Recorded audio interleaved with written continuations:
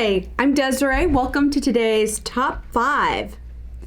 Today we'll be going over the top 5 hairstyles for ladies in the 1950s. Coming in at number 1 is the poodle cut. It was also known as the bubble or curly bob. This hairdo was made popular by actresses like Peggy Garner, Faye Emerson, Denise Darcel, Ann Suthers, and Lucille Ball. All of these ladies sported this clip. The poodle cut was given its name due to the fact that the permed, tight curls closely resembled the curly hair of a poodle. In 1952, salons were reporting that 3 out of 5 haircuts were being cut into the poodle clip. The trend started in the 1940s with actress Betty Grable.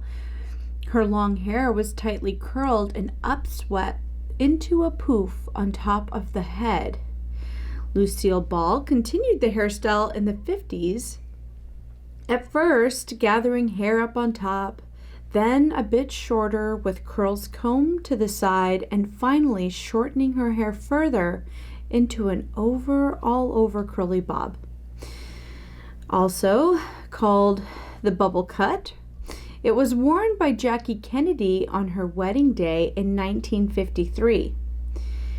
For women who chose the poodle, bubble, or curly bob, they had to use 125 curlers to set the hairstyle after each washing. Hair had to be recut every 2 weeks as well.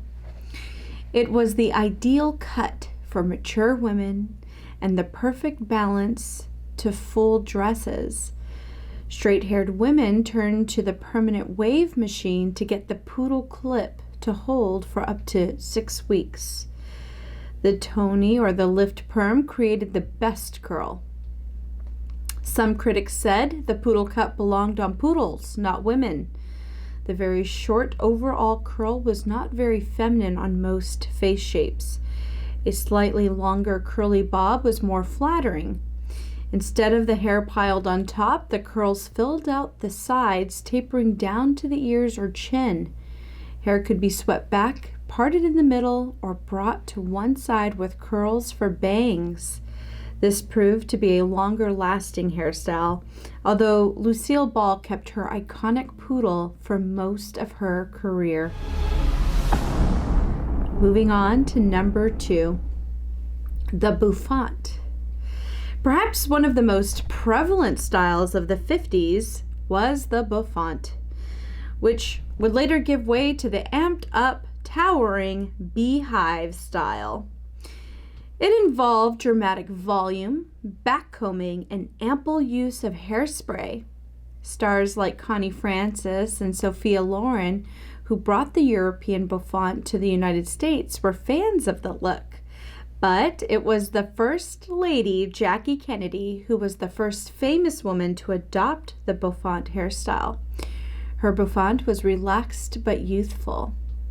The modern bouffant started in the mid-1950s, getting both larger and more popular by the end of the decade.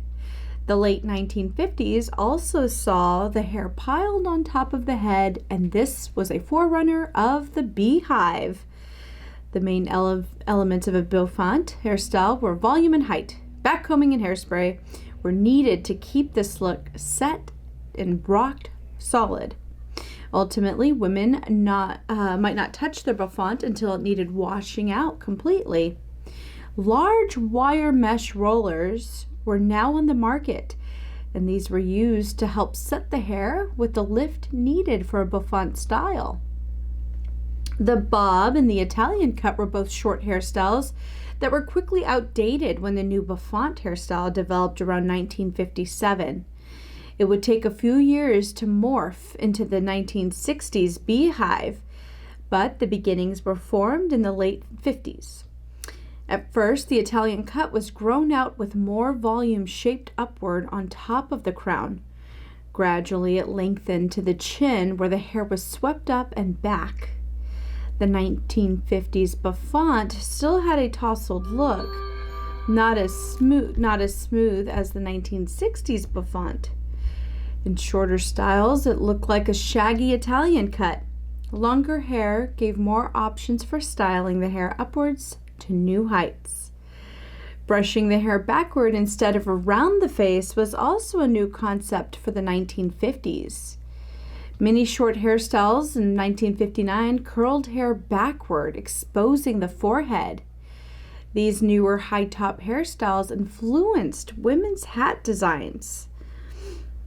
Hats were being made wider and taller than prior years, enhancing the bouffant hairstyles. Since hat wearing was in a sharp decline, millinery designers were trying anything to bring women back to them.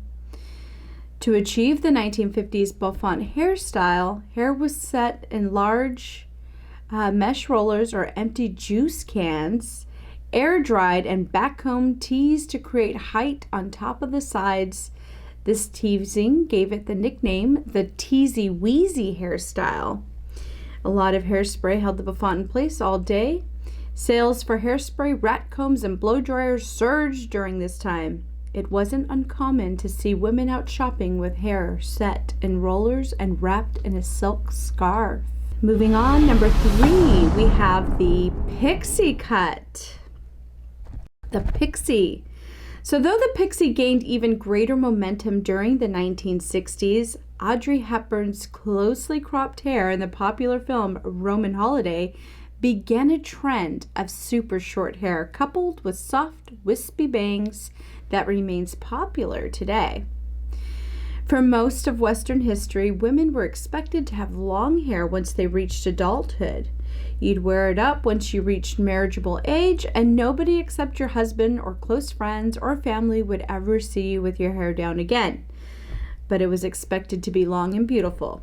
That's why the bob and later the pixie were such radical cuts, because they totally confronted what Western society had come to accept as being how women should look. Number 4, the fringe. Bangs. So short, full-range bangs began to grow in popularity in the 1950s, especially when paired with long, curly locks made to look natural. Pinup model Betty Page popularized the sultry look in her signature dark shade. Today, fringe and bangs are still very popular. Lastly, we have number 5, the page boy or brushed under bob. This popular hairstyle could vary in length from quite a short bob to shoulder length. The hair was styled to be sleek and smooth, possibly with a slight wave at the front or the sides. That all depended on the wearer's choice. Ultimately, the ends of the hair were always turned under in a continuous and smooth U-shaped roll. Grace Kelly often wore her jaw-length hair in a sleek page boy. Marilyn Monroe sometimes styled her hair this way too. This popular hairstyle was often paired with a side part to create a look that was smooth and manicured. The page boy was especially popular in the early 50s, but remained in use until the 60s, when it turned outward into a flip. The general shape was that of a straight flat hair on top and sides with a tightly rolled bottom and front edges facing the neck. The rolls could fall from ear to neck or be one length at the shoulder only. Shorter chin-length versions were also popular with teens in the early 50s. If hair was one length or bangs were long, they could be pulled and pinned to the sides for halfway to the back of the head for a faux page boy style. In later years, page boys with short bangs were the more youthful look, with the hair length touching the shoulders. Well, that's all for today's top 5. I hope you enjoyed this one. We'll see you next time.